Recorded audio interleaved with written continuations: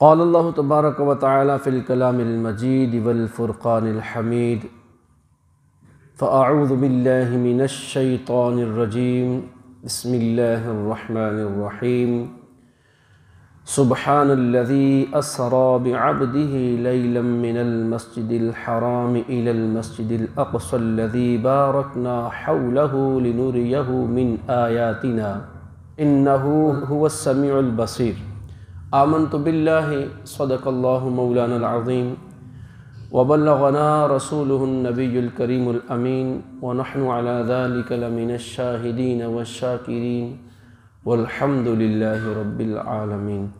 رجب المرجب کی بابرکت گھڑیاں ہیں، اللہ پاک کی رحمتوں کا چھم نزول ہے۔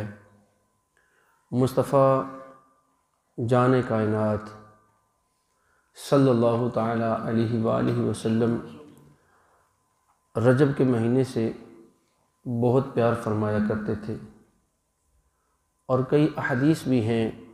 آقا کریم رؤوف الرحیم صلی اللہ تعالیٰ علیہ وآلہ وسلم نے رجب کے بارے میں ارشاد فرمایا کہ رجب اللہ کا مہینہ ہے، شعبان میرا مہینہ ہے، اور رمضان میری امت کا مہینہ ہے۔ جب رجب کا مہینہ آتا تو رسول اللہ صلی اللہ تعالیٰ علیہ وآلہ وسلم یوں دعا فرمایا کرتے تھے، اللہم بارک لنا فی رجب و شعبان وبلغنا رمضان، کہ اے اللہ عز و جل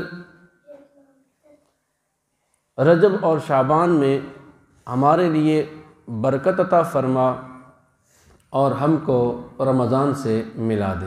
اس مہینے کی ایک رات بڑی بابرکت رات ہے، جو کہ 27 رجب المرجب کی رات ہے۔ اس رات میں اللہ پاک جل شانہ نے مصطفیٰ جان کائنات صلی اللہ تعالیٰ علیہ وآلہ وسلم کو ایک عظیم معجزہ عطا فرمایا، جس کو ہم معراج کہتے ہیں۔ معراج عروج، بلندی، نبوت کے 11 سال اور 6 ماہ ہو چکے تھے۔ اللہ پاک جل شانہ نے مصطفیٰ کریم علیہ السلام کو یہ معجزہ معراج عطا فرمایا۔ آقا کریم رؤوف الرحیم صلی اللہ تعالیٰ علیہ وآلہ وسلم ام ہانی کے گھر میں آرام فرما ہیں کہ جبریل امین حاضر دربار ہوتے ہیں، مصطفیٰ جان رحمت صلی اللہ تعالیٰ علیہ وآلہ وسلم کی بارگاہ ناز میں عرض کرتے ہیں، یا رسول اللہ صلی اللہ تعالیٰ علیہ وآلہ وسلم، لامکاں سے یہ سندیسہ آیا ہے، لامکاں سے پیغام لے کر آیا ہوں، یا رسول اللہ صلی اللہ تعالیٰ علیہ وسلم، رب کائنات جل والا نے آپ کو اپنے ہاں طلب فرمایا ہے۔ کسی نے کیا خوب کہا، سر لامکاں سے طلب ہوئی، سوئے منتہا وہ چلے نبی، کوئی حد ہے ان کے عروج کی، بلغ العلا بکمالہ۔ معجزات میں سے ایک بڑا معجزہ معراج کا ہے۔ یاد رکھیں، اس کے متعلق اپنا عقیدہ جو ہے وہ بھی سماعت فرمائیں کہ معراج کے متعلق ہمارا عقیدہ کیا ہے۔ مسجد حرام کعبۃ اللہ سے لے کر مسجد اقصیٰ تک یہ معراج جو ہے یہ نص قطعی سے ثابت ہے۔ جو بندہ اس کا انکار کرے وہ کافر ہے۔ اللہ تبارک و تعالیٰ جل شانہ نے ارشاد فرمایا، یہ 15واں پارہ سورہ بنی اسرائیل شروع ہو رہی ہے، فرمایا سبحان الذی اسری بعبدہ لیلا من المسجد الحرام الی المسجد الاقصی، پاک ہے وہ ذات جو اپنے بندے کو راتوں رات لے گئی مسجد حرام سے مسجد اقصیٰ تک۔ کون سی مسجد اقصیٰ؟ الذی بارکنا حولہ لنریہ من آیاتنا، یعنی کہ وہ مسجد اقصیٰ کہ جس کے ارد گرد برکتیں ہی برکتیں ہیں۔ مسجد اقصیٰ میں کون سی برکتیں ہیں؟ وہاں پہ کثیر انبیاء کرام علیہم السلام کی تشریف فرما رہے۔ حضرت سیدنا عیسیٰ علیہ السلام کی یادیں وہاں سے وابستہ ہیں۔ سیدہ مریم رضی اللہ تعالی عنہا کا محراب وہاں پر موجود ہے۔ حضرت سیدنا زکریا علیہ السلام وہاں پر تشریف فرما رہے۔ سیدنا یحییٰ علیہ السلام وہاں پر رہے۔ الغرض بہت سے انبیاء کرام علیہم السلام کے وہاں پر مزارات ہیں۔ تو پتہ چلا کہ جہاں اللہ کے بندے تشریف فرما ہو جاتے ہیں وہاں رب عز و جل کی رحمتوں کا نزول ہو جاتا ہے، وہاں برکتیں ہی برکتیں ہوتی ہیں۔ تو پتہ چلا کہ انبیاء کرام اور صالحین کے اجساد مبارک جہاں پر تشریف فرما ہوتے ہیں وہاں پر اللہ پاک جل شانہ کی برکات کا نزول ہوتا ہے۔ تو وہاں سے پھر آقا کریم علیہ السلام آسمانوں کی طرف تشریف لے گئے، زمین سے لے کر آسمان تک۔ بعض علماء فرماتے ہیں 7 آسمان تک، اور بعض کہتے ہیں سدرۃ المنتہا تک۔ آقا کریم علیہ السلام کی معراج کا انکار کرنے والا گمراہ ہے۔ پہلا کافر ہے جو زمینی معراج کا، جسے اسراء کہتے ہیں، مسجد حرام سے لے کر مسجد اقصیٰ تک جو بندہ اس معراج کا منکر ہے وہ کافر ہے۔ جو زمین سے لے کر 7ویں آسمان تک سدرۃ المنتہا تک جو ہے اس کا منکر ہے وہ بندہ گمراہ ہے، رستے سے بھٹکا ہوا ہے۔ اور سدرۃ المنتہا سے آگے کعبہ قوسین تک مصطفیٰ جان کائنات صلی اللہ تعالی علیہ وآلہ وسلم جہاں اکیلے تشریف لے گئے، رب عز و جل کے حضور میں حاضری ہوئی، رب کائنات جل والا کو اپنے سر کی آنکھوں سے دیکھا۔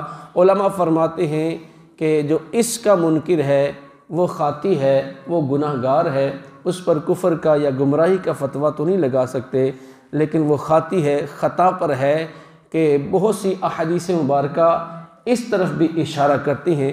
گو کہ یہ اخبار احاد ہیں کہ مطلب ایسی حدیثیں جن کے راوی تھوڑے کم ہوتے ہیں ان کو اخبار احاد کہتے ہیں۔ اخبار خبر کی جمع ہے، احاد جو ہے واحد کی جمع ہے، احاد، یعنی کہ جو اخبار احاد ہیں اس کی 3 قسمیں ہوتی ہیں۔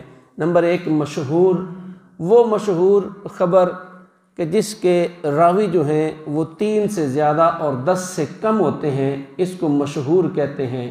اسی طرح دوسری اور تیسری بھی ہے۔ دوسری کے بارے میں ارشاد فرمایا، دوسری قسم اس کی ہے عزیز کی، اس میں 2 سے زیادہ، 1 سے زیادہ اور 2 سے کم اگر راوی ہیں تو اس کو کہتے ہیں خبر عزیز۔ اور ایک ہوتی ہے آخری غریب کہ جس میں 1 ہی راوی رہ جاتا ہے۔ بہرحال اس کو نہ ماننے والا جو ہے وہ خاطی ہے، گناہ گار ہے، اس پر کفر اور گمراہی کا فتویٰ نہیں لگایا جا سکتا۔ نبی پاک صلی اللہ تعالی علیہ وآلہ وسلم کو معراج ہوئی ہے۔ رسول اللہ صلی اللہ تعالی علیہ وآلہ وسلم نے سدرۃ المنتہا تک بہت سے انبیاء کرام علیہم السلام کے ساتھ ملاقات کی ہے، اور پھر یہاں پر جبریل امین علیہ السلام آ کر ٹھہر جاتے ہیں۔ مصطفیٰ جان کائنات صلی اللہ تعالی علیہ وآلہ وسلم نے ارشاد فرمایا، جبریل سفر ختم ہو گیا؟ عرض کی یا رسول اللہ صلی اللہ علیہ وسلم میری تو حد یہی ہے، میں اس سے آگے 1 انچ بھی بڑھا، 1 تھوڑا سا انچ کا حصہ بھی آگے بڑھا تو میرے پر جل کے راکھ ہو جائیں گے۔ رسول اللہ صلی اللہ تعالی علیہ وآلہ وسلم نے ارشاد فرمایا، جبریل کو تیرے دل میں خواہش ہے تو بتا، میں اپنے رب سے کہہ دوں گا۔ رسول اللہ صلی اللہ تعالی وسلم نے فرمایا چلنا میرے ساتھ، کہا آگے نہیں بڑھ سکتا۔ راضی رحمۃ اللہ علیہ کہتے ہیں خدا کی قسم اگر میں ہوتا تو جل جانا پسند کرتا، مصطفیٰ کا ہاتھ نہ چھوڑتا۔ بہرحال یہ محبت کے تقاضے ہیں، جو اس کو مان لیتا ہے وہ محب ہے، جو نہیں مانتا اس کی مرضی ہے۔ بہرحال یہ بڑی برکت والی رات ہے، یہ بڑی عظمتوں والی رات ہے۔ اس رات کا ایک وظیفہ آپ سماعت فرمائیں۔ رسول اللہ صلی اللہ تعالی علیہ وآلہ وسلم کے اللہ پاک جل شانہ ہمیں محبت نصیب فرمائے، ان کے غلامی میں جینا، ان کے غلامی میں ہمیں مرنا نصیب فرمائے۔